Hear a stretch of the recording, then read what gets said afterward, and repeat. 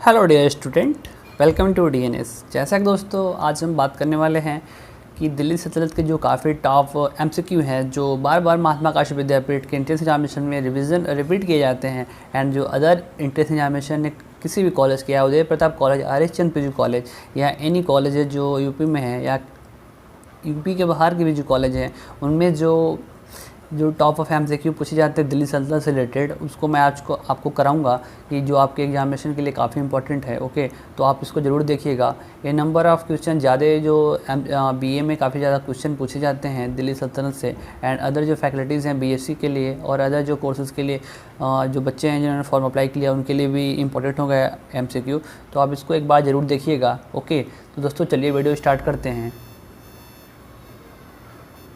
तो dear student, option number first जैसा कि आपको यहाँ पे दिखाई दे रहा होगा, ऑप्शन नंबर फर्स्ट आप देखिएगा। पूछा गया है कि मुस्लिम आक्रमणकारी 1712 में जो भारत आया था उसका नाम दोस्तों क्या था। जैसा कि आपको दोस्तों पता होगा, जो पहला मुस्लिम आक्रमणकारी था जो 1712 में भारत में आया था उसका दोस्तों जो नाम था वो था Mohammad bin Qasim. Option C is the right answer dear student. दोस्तों ऑप्शन नंबर सेकंड की तरफ बढ़ते हैं। पूछा गया है मोहम्मद गजनवी ने भारत पर कितनी बार आक्रमण किया था। दोस्तों इसका जो राइट आंसर होगा ऑप्शन सी 17 बार किया था। दोस्तों मोस्टली बच्चे इसको 18 करके आते हैं जो कि रॉन्ग आंसर हो जाता है। ओके, तो आप इसको ज़रूर देखिएगा, काफ़ी इंपॉर्टेंट है आपके एग्जामिनेशन के पॉइंट ऑफ व्यू से। ओके, नेक्स्ट क्वेश्चन की तरफ बढ़ते हैं। पूछा गया है option number third. Okay, option number जो थर्ड है दोस्तों, पूछा गया है मोहम्मद गजनवी ने सभी आक्रमणों में जो किया था सर्वाधिक महत्वपूर्ण आक्रमण दोस्तों कौन था। तो दोस्तों जो सर्वाधिक आक्रमण था वो था सोमनाथ मंदिर पर आक्रमण जो 1025 ईसा पूर्व में किया गया था। काफ़ी इंपॉर्टेंट है दोस्तों आपके एग्जामिनेशन पॉइंट ऑफ व्यू से। ठीक है, तो आप देख लीजिएगा कब हुआ था, 1025 में हुआ था ईसा पूर्व में। दोस्तों नेक्स्ट क्वेश्चन की तरफ बढ़ते हैं। पूछा गया है अलबरूनी किसके शासनकाल में इतिहासकार था। दोस्तों इसका जो राइट आंसर होगा वो होगा option A is the correct answer. दोस्तों ऑप्शन नंबर 5 की तरफ बढ़ते हैं। पूछा गया आत्मकथा शाहनामा दोस्तों किसकी लेखक कौन थे। दोस्तों इसका जो राइट आंसर होगा वो होगा Firdausi is the correct answer dear student. दोस्तों नेक्स्ट क्वेश्चन की तरफ बढ़ते हैं। पूछा गया है तराइन का प्रथम युद्ध दोस्तों कब लड़ा गया था। दोस्तों प्रथम युद्ध जो था वो लड़ा गया था option number B is the correct answer and जो सेकेंड युद्ध था वो था 1192 में लड़ा गया था। दोस्तों का इसका राइट आंसर है 1191 में एंड 1192 इसका जो सेकेंड युद्ध लड़ा गया। दोस्तों काफ़ी बच्चे 1192 मार के आते हैं। दोस्तों काफ़ी इंपॉर्टेंट है, नेक्स्ट ईयर में ही इस क्वेश्चन को रिपीट किया गया था महात्मा काशी विद्यापीठ के एंट्रेंस एग्जामिनेशन में। जैसा कि मैं आपको पता होगा, अगर आपने महात्मा काशी विद्यापीठ एंट्रेंस एग्जामिनेशन 2020 के क्वेश्चन पेपर बीए के देखा होगा तो उसमें एक क्वेश्चन था। ठीक है, आप देख लीजिएगा वहाँ जाके। तो राइट आंसर इसका बी होगा एंड सी 1192 द्वितीय अगर पूछता है आपसे तब होगा। ओके, ऑप्शन नंबर 7 है। पूछा गया निम्नलिखित में से किस राजपूत ने मोहम्मद गौरी को पहली बार हराया था। तो दोस्तों आपको पता होगा भीम द्वितीय ने मोहम्मद गौरी को पहली बार हराया था। इसका राइट आंसर है। ओके, क्वेश्चन नंबर 8 की तरफ बढ़ते हैं दोस्तों। क्वेश्चन नंबर 8 है। पूछा गया दिल्ली सल्तनत का शासित हुआ था कुल। दोस्तों दिल्ली में जो शासन की गई थी मोस्टली 5 राजवंशों ने शासन किया था। इसका राइट आंसर होगा option B is the correct answer. Dear student काफ़ी इंपॉर्टेंट है आपके एग्जामिनेशन के पॉइंट ऑफ व्यू से। और दोस्तों मैंने आपको एक चार्ट टेबल दिया है, काफ़ी इंपॉर्टेंट है आपके लिए, एक बार इसको ज़रूर देखिएगा।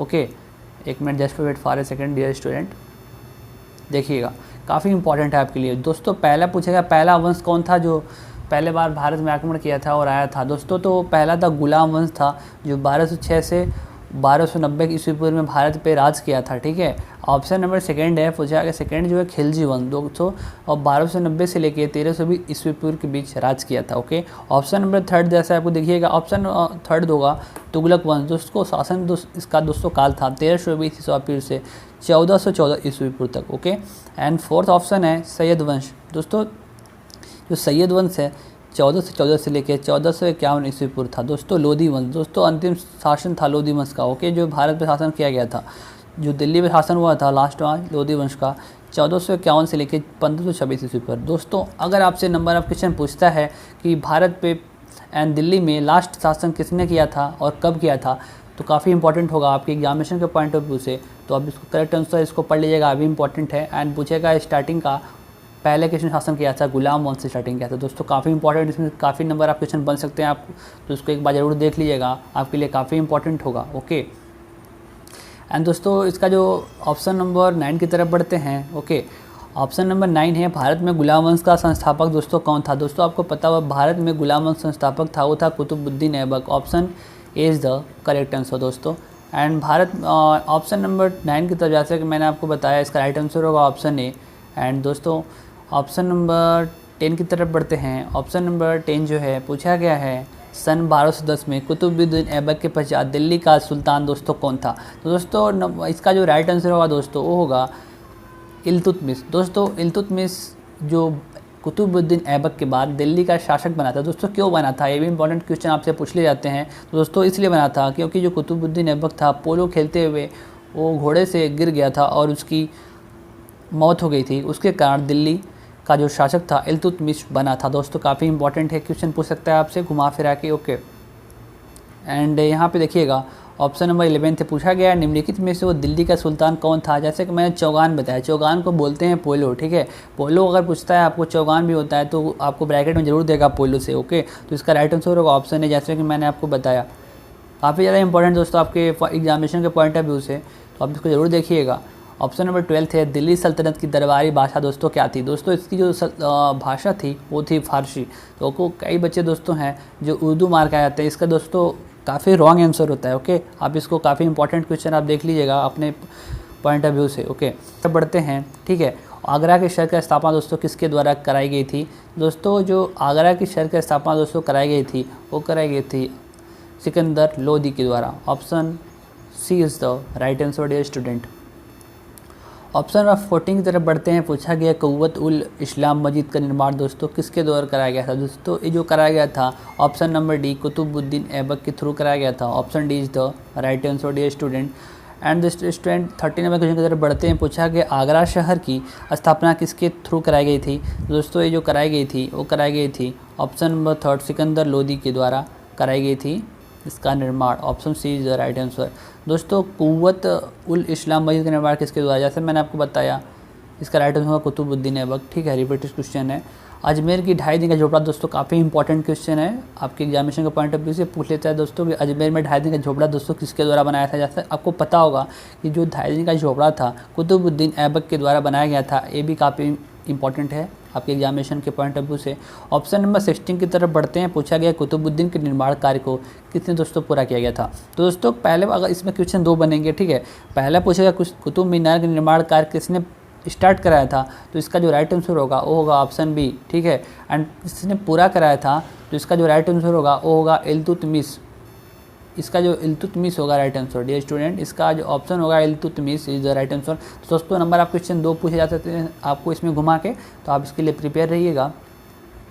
एंड इसको देख लेते हैं दोस्तों। पूछा गया रजिया सुल्तान दोस्तों किसकी बेटी थी? तो जैसे कि दोस्तों आपको पता होगा जो रजिया सुल्तान थी ये पहली दिल्ली सल्तनत की और भारत की पहली मुस्लिम महिला शासिका थी जिसने दिल्ली पे शासन किया था। दोस्तों काफ़ी इंपॉर्टेंट है। और दोस्तों जो इसकी बेटी थी वो थी इल्तुतमिश की बेटी थी। दोस्तों काफ़ी इंपॉर्टेंट है।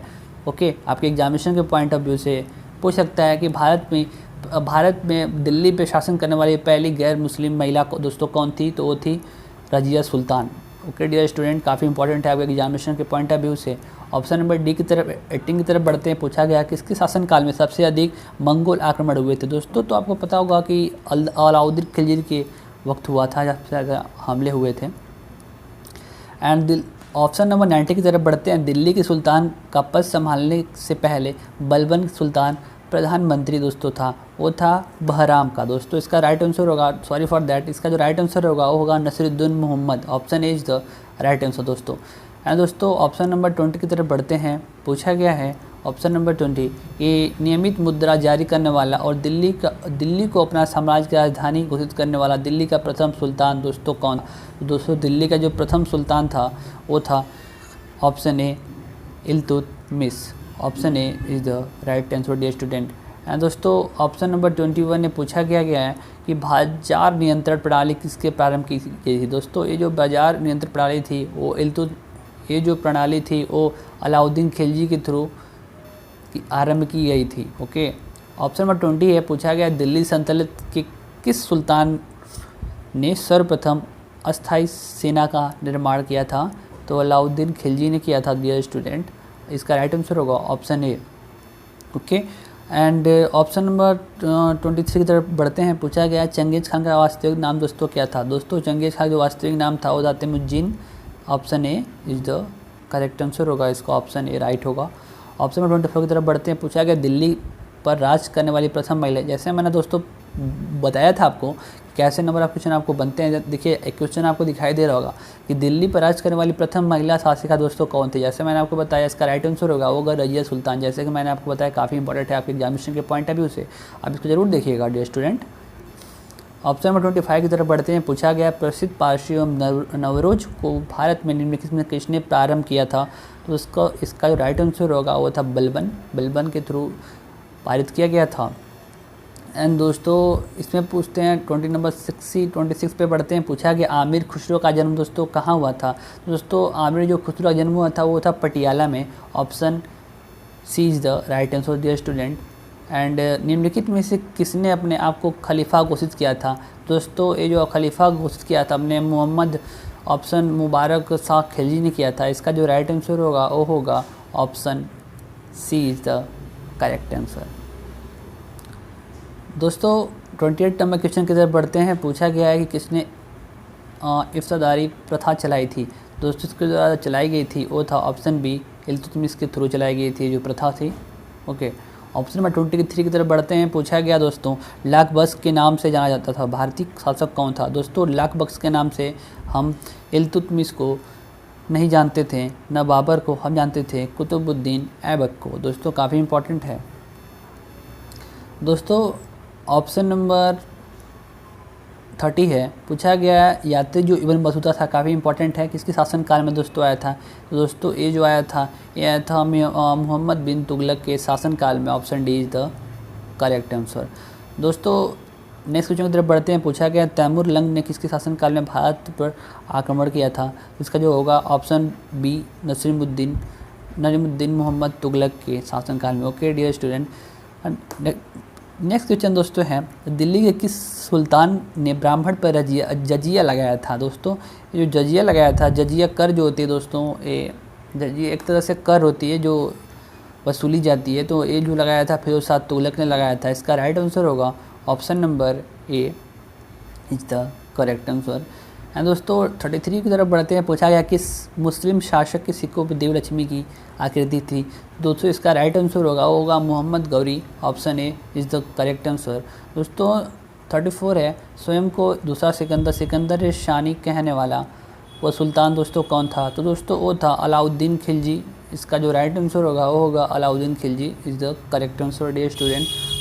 एंड दोस्तों 35 की तरफ बढ़ते हैं। पूछा गया दक्षिण विजय करने का मिशन अलाउद्दीन खिलजी ने किसको सौंपा था? दोस्तों ये जो सौंपा था मलिक कफूर को सौंपा था। दोस्तों इसका जो राइट आंसर होगा वो होगा option B is the correct answer. And 36 है दोस्तों, काफ़ी इंपॉर्टेंट है, काफ़ी बार एग्जामिनेशन में पूछा जाता है दोस्तों। सभी कम्पिटिटिव एग्जामिनेशन एंट्रेंस एग्जामिनेशन में कई बार एक बार महात्मा काशी विद्यापीठ के एंट्रेंस एग्जामिनेशन में नेक्स्ट ईयर ही पूछा गया था इसको कि निम्नलिखित में से किसे भारत का तोता कहा जाता था? तो जैसे आपको बताया दोस्तों तोता जो कहा था भारत का वो कहा जाता था आमिर खुसरो को। इसका जो राइट आंसर होगा वो होगा option D is the correct answer dear student. And option number 37 है। पूछा गया है मनियरों का राजकुमार दोस्तों किसे कहा जाता था? दोस्तों मनियरों का राजकुमार जिसे कहा जाता था वो था Mohammad bin Tughlaq. Option A is the correct answer. दोस्तों भारत में चमड़े का प्रतीक मुद्रा किसने प्रारंभ की थी? जैसे दोस्तों आपको पता होगा कि भारत में चमड़े प्रतीक मुद्रा जो आरंभ की थी वो था मोहम्मद बिन तुगलक के थ्रू। दोस्तों कई बच्चे बाबर मार के आते हैं, काफ़ी रॉन्ग आंसर होता है, तो इसका जो राइट आंसर होगा option D is the correct answer होगा। दोस्तों 39 है। पूछा गया कुतुब मीनार को जैसे हम आज देखते हैं अंततः उसका पुनर्निर्माण किया गया था। दोस्तों इसका जो कुतुब मीनार जैसे हम देखते हैं उसका जो निर्माण किया गया था वो किया गया था option number C Firoz Shah Tughlaq के थ्रू किया गया था। Option C is the right answer होगा। ओके 40 नंबर क्वेश्चन की तरफ दोस्तों